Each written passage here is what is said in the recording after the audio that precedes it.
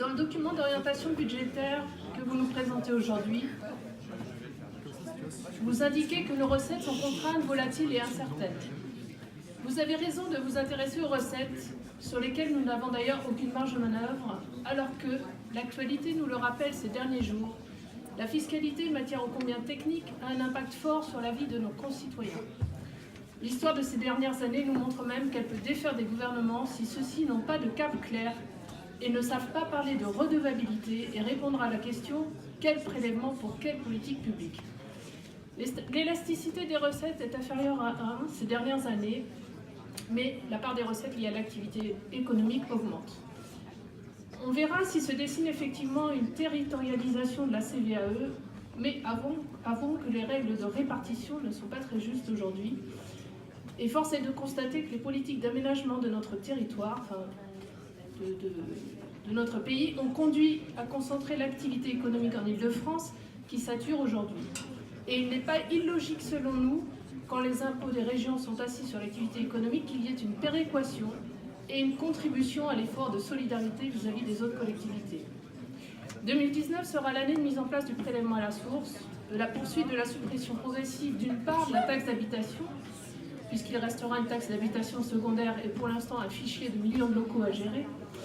Et donc, effectivement, nous parlerons réforme de la fiscalité locale, sans doute des régions, plutôt en loi de finances rectificative pour 2019, et nous aurons, j'imagine, un débat plutôt dans un an à cette période de l'année. Sur les dépenses, à entendre certains de vos vice-présidents en commission, la région pourrait pallier les carences de l'État dans nombre de domaines. Mais même si nous sommes une région riche, notre budget est bien loin de celui de la Bavière, 60 milliards d'euros. Je voudrais juste un petit instant d'écoute, s'il vous plaît. La discussion est longue, mais sincèrement, c'est difficile. Merci. Pour rappel, les recettes fiscales et sociales représentent plus de 1000 milliards hors recettes non fiscales dans notre pays. Les dépenses de l'État, un peu moins de 400 milliards. Nous voyons là que nous pesons peu. De surcroît, près de 80% de nos dépenses de fonctionnement sont obligatoires. Alors pourquoi vouloir toujours les baisser?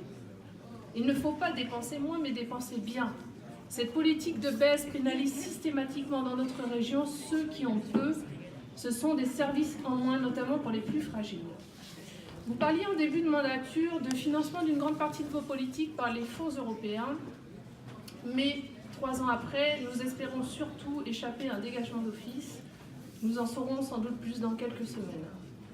Sur les transports, cela a été déjà dit par d'autres élus, l'utilisation quotidienne de nos transports nous rappelle de manière criante le besoin d'investir. Nous craignons, nous aussi, que vous n'augmentiez de nouveau le tarif du Navigo, quand il faudrait au contraire promouvoir les transports en commun. Et surtout, donc c'est Île-de-France Mobilité, mais réfléchir à des tarifications plus justes. On s'y perd dans tous ces tarifs aujourd'hui et on a des insiders et des outsiders du transport public.